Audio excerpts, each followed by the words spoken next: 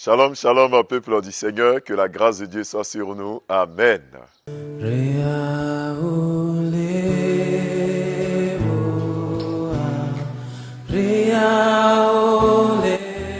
Vous êtes sur la montagne, notre moment quotidien de prière.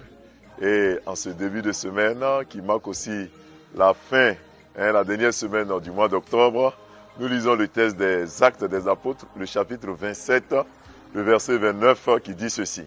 Dans la crainte de heurter contre des écueils, ils jetèrent 4 ancres de la poupe et attendirent le jour avec impatience. Amen. Bien-aimés dans le Seigneur, le thème d'aujourd'hui c'est « Quelle est ton ancre ?» Quelle est ton ancre? Une ancre est un peu comme des objets souvent très lourds qui sont capables de s'agripper au sol et qui permettent à des bateaux de se stabiliser. Lorsque souvent le bateau accoste, n'est-ce pas, au port, souvent on jette les ancres dans l'eau pour pouvoir s'agripper au sol et pour pouvoir stabiliser le bateau. Lorsque le bateau est dans une tempête, on met également les ancres, on les jette dans l'eau pour que le bateau soit stable. Et c'est ce que l'apôtre Paul et tous ceux qui étaient dans ce bateau en partance pour Rome ont eu à faire. Lorsque le bateau était en ballottage, ils ont eu recours à 4 ancres. Et chaque ancre jetée de part et d'autre a permis au bateau d'être stabilisé jusqu'au matin, attendant les secours. Bien-aimés, une ancre donc est un élément très important dans la vie de l'homme. Nous aussi, en tant qu'hommes, nous passons souvent dans des temps de naufrage, dans des moments difficiles, dans des temps où nous nous questionnons, où nous n'avons pas souvent de solution et nous essayons de constituer nous-mêmes nos ancres. Nous essayons nous-mêmes de chercher des solutions pour stabiliser, pour nous stabiliser, pour faire passer la tempête.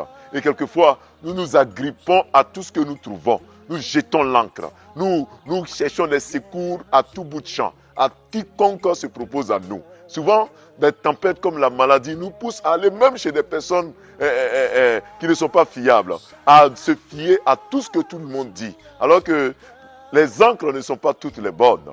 Et ici, l'apôtre Paul, je dirais du moins le capitaine du bateau, a eu à jeter les 4 ancres pour attendre de secours.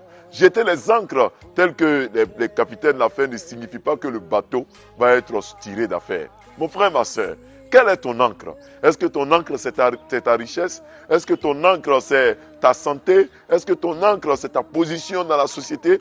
Est-ce que ton ancre c'est ta stabilité financière? Qu'est-ce qui constitue comme point de chute ou bien je dirais ton soutien dans les moments difficiles? Tu comptes sur quoi? L'Ivoirien te posera cette question. Tu comptes sur qui? L'Ivoirien te posera cette question.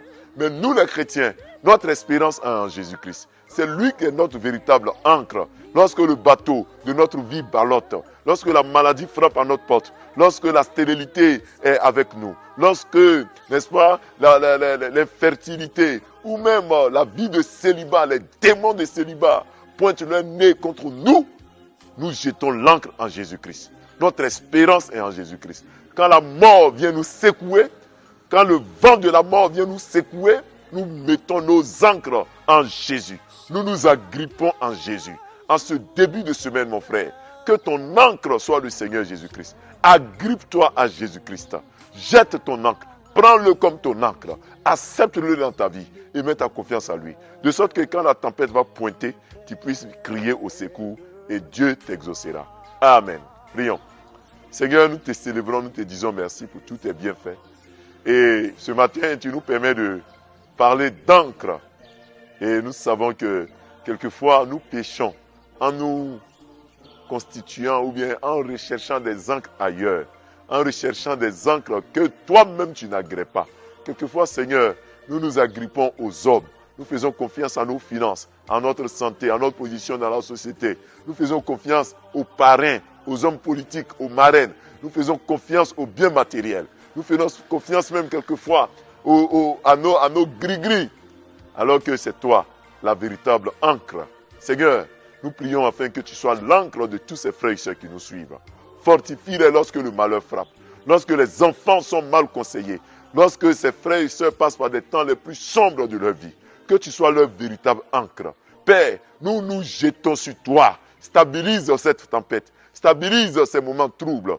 Fais cesser ce vent qui nous menace. Fais cesser cette maladie qui nous menace. Ce vent de célibat qui nous menace. Ce vent de stérilité. Ce vent qui nous menace, Seigneur. Que la honte, l'opprobre nous soit ôté au nom de Jésus-Christ. Père, c'est en toi que nous mettons notre ancre. Mon frère, ma soeur, prions pour confier nos activités au Seigneur. Éternel, je prie pour tous ceux qui nous suivent.